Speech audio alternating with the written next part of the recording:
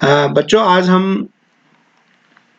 जो हमारा चौथा चैप्टर है केमिकल बॉन्डिंग, इसके एक महत्वपूर्ण टॉपिक वैलेंस बॉन्ड थ्योरी का अध्ययन करेंगे, जिसको हम जो है वीबीटी के नाम से जानते हैं, यानी कि संयोजकता आबंध सिद्धांत।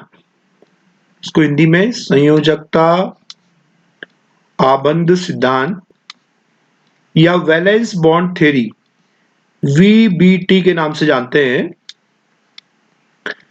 तो इस सिद्धांत को हाइटलर तथा लंदन नाम के वैज्ञानिकों ने 1927 में इसे प्रतिपादित किया और उसके बाद पोलिंग और स्लेटर नाम के वैज्ञानिकों ने इसको संशोधित किया, मॉडिफाई किया और आज ये इस रूप में है वैलेंस बॉन्ड थ्योरी। तो हम चर्चा करते हैं कि वैलेंस बॉन्ड थ्योरी क्या है और इसके क्या क्या मेन पोस्टुलेट्स हैं। तो पहली चीज तो यह है कि जो वैलेंस बॉन्ड थ्योरी है ये हमको कोवलेंट बॉन्ड के फॉर्मेशन के बारे में बताती है, यानी कि कोवलेंट बॉन्ड कैसे बनता है इसको समझाती है।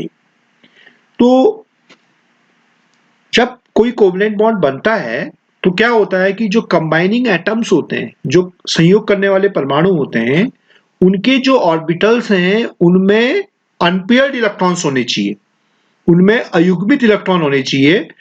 और ये जो कक्षक हैं जिनमें अयुग्मित इलेक्ट्रॉन हैं ये अपोजिट स्पिन के होने चाहिए, यानी कि यदि एक में क्लॉकवाइज स्पिन वाला इलेक्ट्रॉन है तो दूसरे में जो है एंटी क्लॉकवाइज स्पिन वाला इलेक्ट्रॉन होना चाहिए।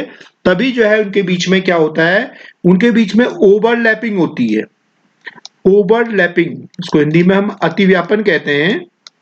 तो इस अतिव्यापन से क्या होता है, हमारा कोवलेंट बॉन्ड का निर्माण होता है।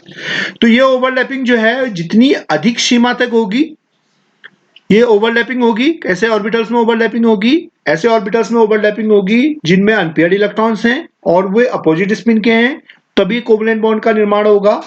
अब ये जो कोवलेंट बॉन्ड हमारा बनेगा ये कितना मजबूत होगा ये डिपेंड करेगा एक्सटेंट ऑफ ओवरलैपिंग पर, यानी कि ओवरलैपिंग की सीमा पर। ओवरलैपिंग किस सीमा तक हो रही है इस पर डिपेंड करेगा कि हमारा जो बॉन्ड है वो कितना स्ट्रांग है। तो यदि एक्सटेंट ऑफ ओवरलैपिंग ज्यादा होगी तो स्ट्रांग बॉन्ड बनेगा, ज्यादा मजबूत बंध बनेगा, और यदि एक्सटेंट ऑफ ओवरलैपिंग कम होगी तो हमारा जो है वीक बॉन्ड बनेगा। दूसरी चीज यह है कि ऐसे जो ऑर्बिटल्स हैं, यदि किसी एटम में एक से अधिक ऐसे ऑर्बिटल्स हैं जिनमें अयुग्मित इलेक्ट्रॉन हैं तो वो जो है मल्टीपल बॉन्ड्स भी वहां पर बन सकते हैं। यदि हमारे एक से अधिक ऐसे ऑर्बिटल है जिनमें क्या है अयुग्मित इलेक्ट्रॉन है तो उस केस में हमारे मल्टीपल बॉन्ड्स बहुबंध भी बन सकते हैं, मल्टीपल बॉन्ड्स का भी निर्माण हमारा हो सकता है। दूसरी चीज यह है कि एटॉमिक ऑर्बिटल्स जिनमें अयुग्मित इलेक्ट्रॉन होंगे केवल वे ही बंध का निर्माण कर पाएंगे, सहसंयोजक बंध का निर्माण कर पाएंगे। जो नॉन बॉन्डिंग वाले इलेक्ट्रॉन है वे बंध का निर्माण नहीं करते। उसके अलावा इसकी एक और महत्वपूर्ण बात यह है कि जो जब ओवरलैपिंग होती है तो ओवरलैपिंग के बाद भी जो एटम्स, जो ऑर्बिटल्स मिल रहे हैं उनकी जो पहचान है वो अक्षुण्ण रहती है, उनकी जो पहचान है वो बनी रहती है। तो ये हमारे जो है वैलेंस बॉन्ड थ्योरी के मुख्य बिंदु हैं कि किस तरह से वैलेंस बॉन्ड थ्योरी में जो ऑर्बिटल्स हैं उनके बीच में हमारा अतिव्यापन होता है और किस तरह से हमारा बंध बनता है। तो इसको हम समझ सकते हैं, इसको हम एक फिगर के माध्यम से समझ सकते हैं कि किस तरह से हमारा अतिव्यापन होता है और किस तरह से हमारे बंध बनते हैं अलग अलग प्रकार के। तो इसको समझने के लिए हम एक फिगर देखते हैं। इसमें देखते हैं हम कि जो ओवरलैपिंग हो रही है हमारी वो किस तरह की से हो रही है। ये देखिए, इसमें थोड़ा सा इसको इनलार्ज कर लेते हैं। इसमें देखिए हमारा जो दो एस ऑर्बिटल दिखाए हैं हमने, ये एस ऑर्बिटल हैं। सपोज ये हाइड्रोजन के ऑर्बिटल हैं एस ऑर्बिटल। तो इनमें क्या होगा, एक में इलेक्ट्रॉन यदि क्लॉकवाइज होगा तो दूसरे में एंटी क्लॉकवाइज होगा। तो ये जो दो एस ऑर्बिटल हैं इनके बीच में ओवरलैपिंग होगी और ये सिग्मा बंध, बीच में देखिए आप यहाँ पे दो इलेक्ट्रॉन आ जाएंगे और ये सिग्मा बंध का निर्माण हो जाएगा। तो ये एस एस प्रकार की ओवरलैपिंग हो रही है। तो यहाँ पर जो बंध बनेगा एस एस प्रकार का, एस एस ओवरलैपिंग से वो एक सिग्मा बॉन्ड कहते हैं, हम उसको सिग्मा बंध बनता है। तो यहाँ पर क्या होगा, ये दो एटॉमिक ऑर्बिटल्स हैं, दोनों में युग्मित इलेक्ट्रॉन है, एक एक इलेक्ट्रॉन है, और दोनों इलेक्ट्रॉनों का स्पिन अपोजिट है, इसमें दी क्लॉकवाइज है तो इसमें एंटी क्लॉकवाइज है। आप इसको दिखा भी सकते हैं, है ना, एरो से भी दिखा सकते हैं क्लॉकवाइज और एंटी क्लॉकवाइज। तो ये जो बीच में बना है ये हमारा क्या बन गया, सिग्मा बॉन्ड का निर्माण हो गया। इसी प्रकार से हम देखते हैं कि एक s ऑर्बिटल और एक p ऑर्बिटल हमने लिया यहाँ पर। तो ये देखिए, ये s ऑर्बिटल है और ये p ऑर्बिटल है, pz ऑर्बिटल हमने यहाँ पर लिया है, और इनके ओवरलैपिंग से भी ये s ऑर्बिटल और p इसके जो बीच में हमने डार्क से कर रखा है, तो ये ओवरलैपिंग वाला एरिया है, तो ये sp ओवरलैपिंग हो गई यहाँ पर, और sp ओवरलैपिंग से भी हमारा क्या हो गया, सिग्मा बंध का निर्माण हो गया।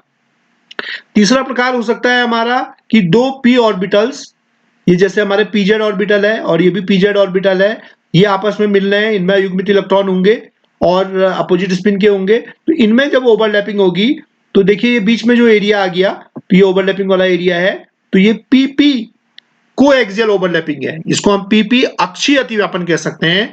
तो pp अक्षीय अतिव्यापन। देखिए यहाँ पर ध्यान देने की बात यह है कि यहाँ पर जो अतिव्यापन हो रहा है वो एंड टू एंड हो रहा है, तो यहाँ पर जो अतिव्यापन हो रहा है इनमें वो ज्यादा सीमा तक हो रहा है, तो इसलिए यहाँ पर सब में क्या बना है, सिग्मा बंध बना है। तो ये जो सिग्मा बॉन्ड होता है इसीलिए इसकी स्ट्रेंथ ज्यादा होती है, क्योंकि इसकी जो एक्सटेंट ऑफ ओवरलैपिंग है यहाँ पर क्या है, हम देख रहे हैं कि ज्यादा सीमा तक ओवरलैपिंग हो रही है। अब हम देखते हैं इसी में कि किस तरीके से हमारा जो है, इसी में हम देखते हैं कि किस तरीके से हमारा पाई बॉन्ड बनता है।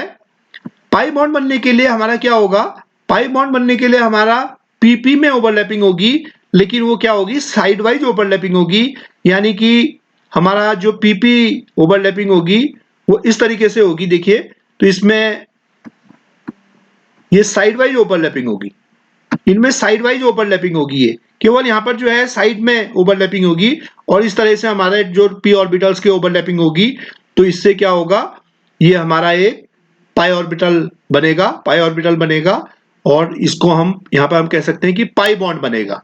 तो दो जो पी ऑर्बिटल्स हैं उनमें ओवरलैपिंग कैसे होती है, साइड वाइज ओवरलैपिंग होती है, और उससे जो है पाई ऑर्बिटल बनता है। तो इस तरीके से इसमें जो ओवरलैपिंग है वो कम सीमा तक हो रही है, इसलिए जो पाई बॉन्ड है वो वीक बॉन्ड होता है। तो हम कह सकते हैं कि सिग्मा बंध बनने के लिए एसएस ओवरलैपिंग, एसपी ओवरलैपिंग और पीपी कोएक्सियल ओवरलैपिंग, उससे हमारा सिग्मा बंध का निर्माण होता है। और जो पीपी साइड वाइज ओवरलैपिंग है, इसको हम दिखा भी सकते हैं साइड वाइज ओवरलैपिंग करके। तो पीपी साइड वाइज ओवरलैपिंग से हम जो है क्या कर सकते हैं, पाई बॉन्ड का निर्माण कर सकते हैं। हम इसको ऐसे दिखा भी सकते हैं, ये पी ऑर्बिटल है, ये दूसरा पी ऑर्बिटल है, और इसमें जो है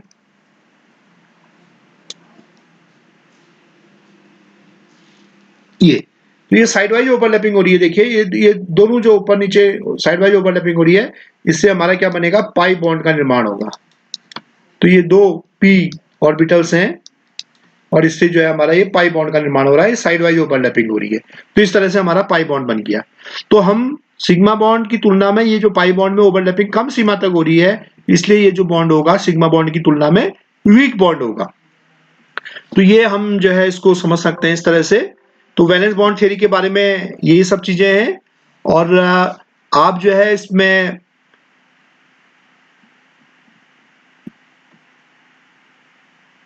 होमवर्क नोट कर लीजिए।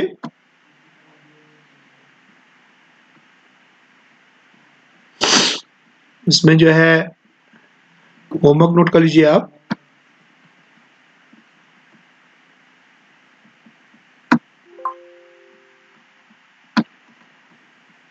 नंबर 1 क्वेश्चन है,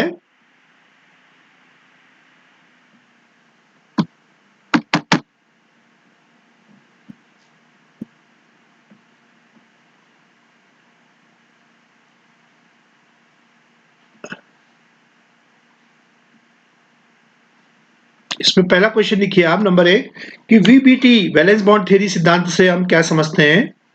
वीबीटी, पहला क्वेश्चन है वीबीटी सिद्धांत को समझाइए।